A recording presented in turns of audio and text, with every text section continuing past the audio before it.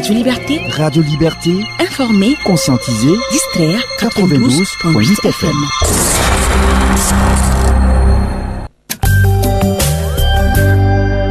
La grande édition du journal, présentation Tanga Thierry Zongo. L'opposition politique appelle le MBDHP et le gouvernement à la concertation en vue de corriger les éventuelles erreurs des forces de défense et de sécurité. Elle dit par ailleurs reconnaître le rôle de l'Organisation des droits humains dans la publication de son rapport sur les événements de Kinworo et environnants. Elle était face aux hommes de médias ce mardi. Quant au passage à la 5e République, l'opposition dit rejeter l'idée d'associer le référendum aux élections couplées de 2020. Le procès du putsch manqué a amorcé une nouvelle phase ce mardi avec le début de la présentation des pièces à conviction. Des détails sur l'audience du jour, c'est dans quelques instants.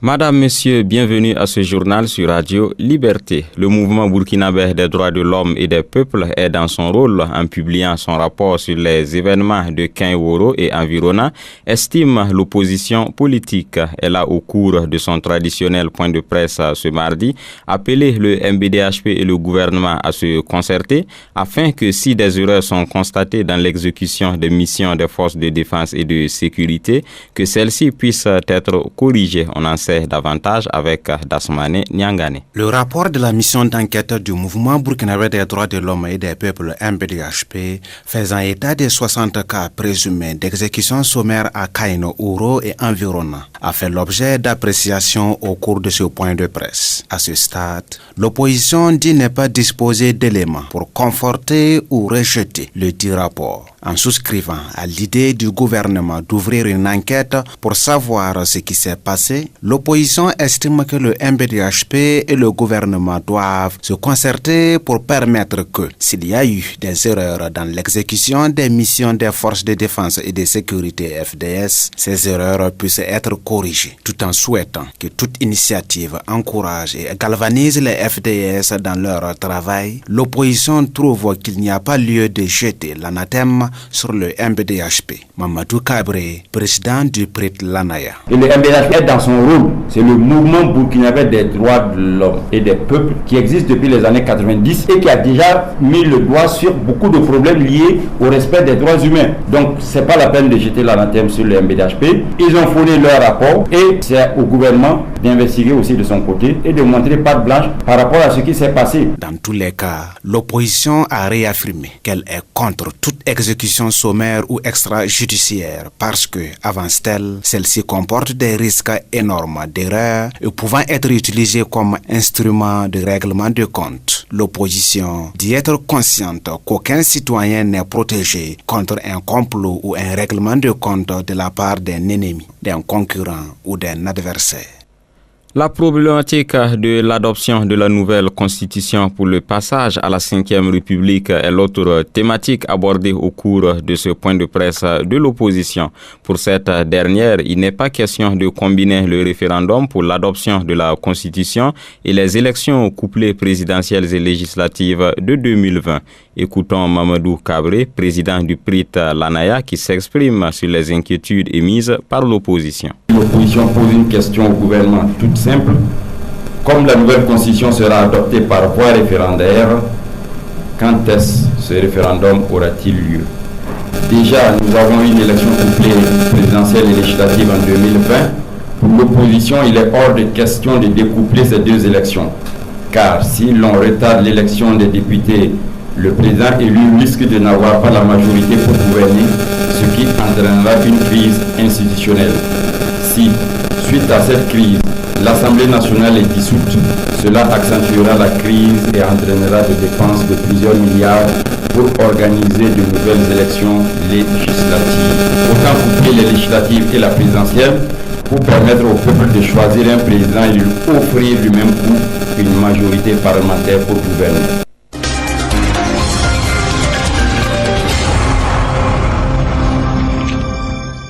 Suite de ce journal, le conseil de discipline initialement prévu pour le lundi 18 mars au ministère de la Femme, de la Solidarité nationale, de la Famille et de l'Action humanitaire n'a pu se tenir. Dans une lettre en date du 15 mars, le syndicat national des travailleurs de l'action sociale dénonçait ce qu'il a qualifié de parodie de conseil de discipline puisque violent selon lui les dispositions réglementaires. Le syndicat décline la participation des représentants des organisations syndicales désignées par le ministre en lieu et place de celle-ci. C'est ce que nous dit le secrétaire chargé de l'éducation et de la formation syndicale du SYNTAS. Et il est Jean-Baptiste Badolo est au micro de Danouma Ismaël Traoré. Il y a eu une nouvelle arrêté sans associer les organisations syndicales. Or, les dispositions du décret qui organise les organes consultatifs, le titre qui est relatif au conseil de discipline, l'article 34 est assez clair. Nous ne contestons pas le choix des membres de l'administration, mais ce n'est pas au ministre de désigner les représentants des travailleurs en lieu et place des organisations syndicales. Et nous avions demandé à ce que les dispositions à la matière soient respectées. Vous vous rappelez qu'en juillet 2018, une sorte de simulacre de conseil a été convoqué, même hors délai, mais dans le cas de figure, le président même qui avait convoqué, c'était pas un président, c'était un membre suppléant de l'administration. Or, c'est vraiment une monstruosité de dire qu'il y a un président par intérim au niveau des conseils. Le décret ne le prévoit pas. Donc, nous avions purement et simplement à l'époque demandé à ce que quand même on se conforme au texte. Cette fois-ci aussi, c'est la même chose. L'autorité, au lieu d'écrire à nos organisations pour leur demander de désigner les représentants des travailleurs, l'autorité ne l'a pas fait. Même si par extraordinaire, au niveau du ministère de la Femme, il n'y avait pas d'organisation syndicale, on parle d'assemblée générale. C'est ce que nous contestons. Qu'elle se donne des prérogatives qu'elle n'a pas. Le ministre n'a fait que reconduire les noms qui existaient sur l'ancien arrêté. Sinon, c'est pas que nous doutons de la qualité de ceux qui y sont, mais c'est pas ses prérogatives. Il appartient aux organisations syndicales de désigner ses membres. Comme nous ne contestons pas que l'administration désigne ses membres. Procès du putsch manqué à présent. Le procès est donc passé à une autre étape. L'audience de ce mardi a été marquée par le début des présentations des pièces à conviction. Idrissa Koumbem, qui vient du tribunal militaire, nous fait le point de cette audience. Bienvenue dans ce studio, Idrissa Koumbem. Merci Tanga Thierry Zongo. Que peut-on retenir de l'audience de ce mardi? C'est une nouvelle étape du procès du coup d'État du 15 septembre qui a commencé ce mardi.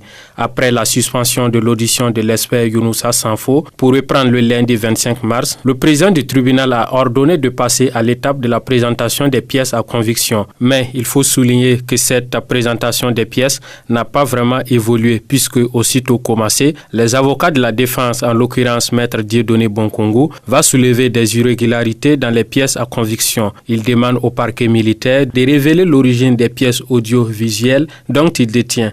En plus, il soutient que certains avocats de la défense n'ont pas eu toutes ces pièces à conviction. En réponse à ces observations de l'avocat, la partie civile et le parquet militaire font remarquer à Maître Bonkongo Dieudonné que la question a été débattue et épuisée devant la chambre de contrôle et qu'il n'était pas question de revenir sur la question. Sur ces faits, le président du tribunal décide de la présentation des pièces à conviction détenues par le parquet militaire. D'abord, ce sont les objets dont une statuette, un fer à repasser et une mallette saisie dans les mains de l'accusé Nanema Ousseni Faisal le 18 septembre 2015 qui a été présenté. Appelé à la barre, ce dernier a reconnu également ces objets qu'il dit avoir achetés au rond-point des Matis, mais précise qu'il ignorait l'origine frauduleuse de ces objets. Après la présentation de ces objets, c'est le scellé numéro 2 du 11 avril 2017 contenant des documents saisis dans les mains de l'accusé Abdoul Karim Traoré qui a été présenté. Dans ce scellé, il y a 7 documents dont une déclaration du Conseil patriotique national pour la démocratie CPND, une déclaration sans date du CND,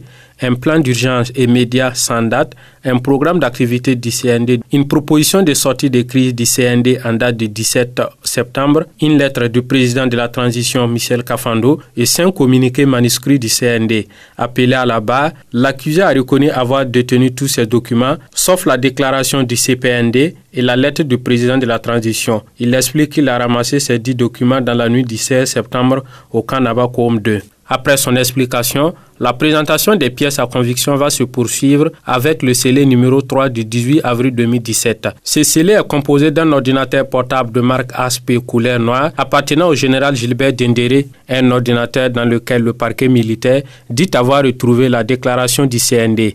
Appelé à la barre, le général Gilbert Dendéré dit ne pas savoir si l'ordinateur l'appartenait ou pas. Les avocats du général Gilbert Dendéré vont également nier l'appartenance de l'ordinateur à leurs clients car selon eux, dans le PV de saisie de la gendarmerie, il est question d'un ordinateur de marque HP noir EliteBook et non HP tout court. À noter également qu'au cours de l'audience du jour, au regard du fait que certains accusés ont contesté le rapport de l'expertise téléphonique et ont nié les conversations qui y sont contenues, le parquet militaire a produit et entend verser au dossier des relevés de communication de certains accusés, en l'occurrence le lieutenant Limo Kajak, le capitaine Zoumbri Hussein, le journaliste Adama Ouedraogo Didamis, l'ex-bâtonnier Mamadou Traoré et du général Gilbert Dendéré. En attendant la décision de la recevabilité ou pas de ces pièces le lundi 25 mars prochain, les avocats de ces accusés ont déjà dénoncé l'attitude du parquet militaire qui, selon eux, n'utilise pas les mêmes moyens de défense qu'ils ont par ailleurs demandé au président du tribunal de retirer ces pièces de la procédure. L'audience reprend ce mercredi 20 mars avec la présentation des pièces à conviction. Merci à vous Idrissa Koumbem pour toutes ces précisions. La famille des organisations de la société civile s'est agrandie avec la naissance d'une nouvelle structure dénommée Mouvement Conscience Nouvelle en abrégé MCN. Celle-ci a pour ambition d'étendre ses bases sur toute l'étendue du territoire national. Le lancement des activités nationales du MCN a eu lieu le samedi dernier à Ouagadougou. Le point, c'est avec Idrissa Koumbem. Transformer radicalement la vision de la jeunesse actuelle à travers la conscientisation sur les valeurs morales, la discipline personnelle, la formation sur les thèmes liés à l'incivisme, le patriotisme, l'intégrité et la promotion de la culture locale, l'éducation et le sport, c'est la mission principale du mouvement Conscience Nouvelle MCN, selon son président Hyacinthe Ouedraogo. Le défi même du développement du Burkina Faso est avant tout un défi de conscientisation des hommes, parce que c'est l'homme qui est l'acteur principal de tout développement.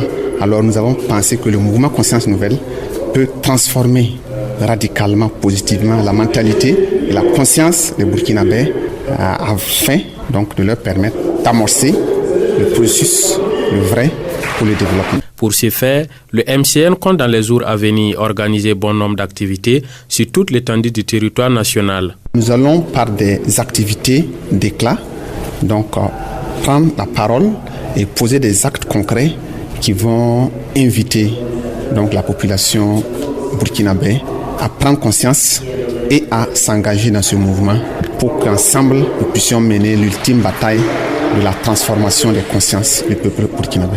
Tout en prônant également la promotion du sankarisme, le président de la structure Hyacinthe Ouedraogo a rassuré que son mouvement n'a pas de connexion politique et ne prétend pas se muer par la suite en parti politique. Non Loti Jenda, c'est le nom du nouvel album de l'artiste slammer Aruna Dabré alias Dabros, dont la dédicace est intervenue dans l'après-midi de ce mardi. Composé de 8 titres, l'album fait un zoom sur les quartiers périphériques communément appelés Non Loti. Une manière, selon l'artiste, de mettre au jour les conditions de vie des habitants issus de ces quartiers. Nous l'écoutons au micro de Rabi Kaba. C'est un album de 8 titres intitulé Nolotin Zende. C'est un album qui, j'appelle ça tout un bazar, parce que j'ai travaillé, je me suis laissé guider par mon inspiration. Donc vous allez voir du slam acoustique, a cappella, humoristique, de l'ambiance, ce qu'on n'a pas l'habitude de voir dans le slam. Donc j'ai traité des thèmes engagés, des thèmes aussi qui appellent les jeunes à repartir aux sources, des thèmes d'amour, plein d'autres thèmes comme ça que j'ai eu à développer. Pour tous ceux qui connaissent ce que je fais, je suis beaucoup plus dans le social. Je me plais beaucoup plus avec ces personnes qui sont considérées comme de la basse classe de la société. Raison pour laquelle je me sens beaucoup plus à l'aise avec cette population. Je me dis aussi qu'il n'y a pas un seul citoyen au Burkina Faso, burkinabé, qui peut dire qu'il n'est pas concerné par cette classe de la société. C'est aussi pour montrer que dans la zone non-lotie, il n'y a pas que misère, il n'y a pas que difficulté, il n'y a pas que pauvreté, il n'y a pas que mauvaises conditions de vie, il y a aussi de la vie, il y a aussi de la joie, du bonheur dans ce quartier non-loti là. Parce que avec déjà le vivre ensemble, même si tu n'as rien, tu as des gens. L'album, c'est purement du Moré.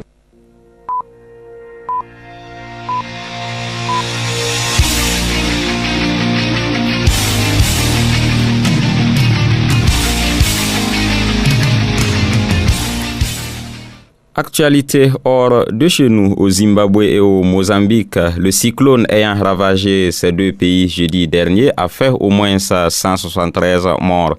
Le président mozambicain Philippe Nyusi a cependant indiqué que le bilan pourrait dépasser 1 millier de morts au regard de l'ampleur des dégâts. Un véritable désastre humanitaire, a-t-il indiqué, car, dit-il, plus de 100 000 personnes ont besoin d'aide alimentaire. En Algérie, des milliers d'étudiants sont descendus dans les rues de la capitale Alger ce mardi pour exiger une fois de plus le départ du président Abdelaziz Bouteflika. Des professeurs d'université et des acteurs du secteur de la santé ont également manifesté pour la même cause. Dans une lettre publiée le lundi, le président algérien a indiqué qu'il se maintiendrait au pouvoir jusqu'à la fin de la transition qui aboutirait à l'organisation d'élections.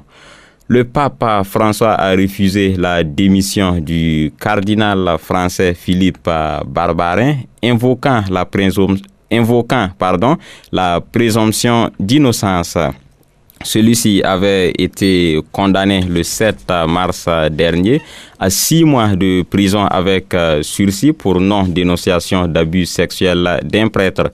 Le cardinal Barbarin reste toujours archevêque du diocèse de Lyon, mais a décidé de se mettre en retrait pour quelque temps et laisse la conduite des affaires courantes à l'actuel vicaire général.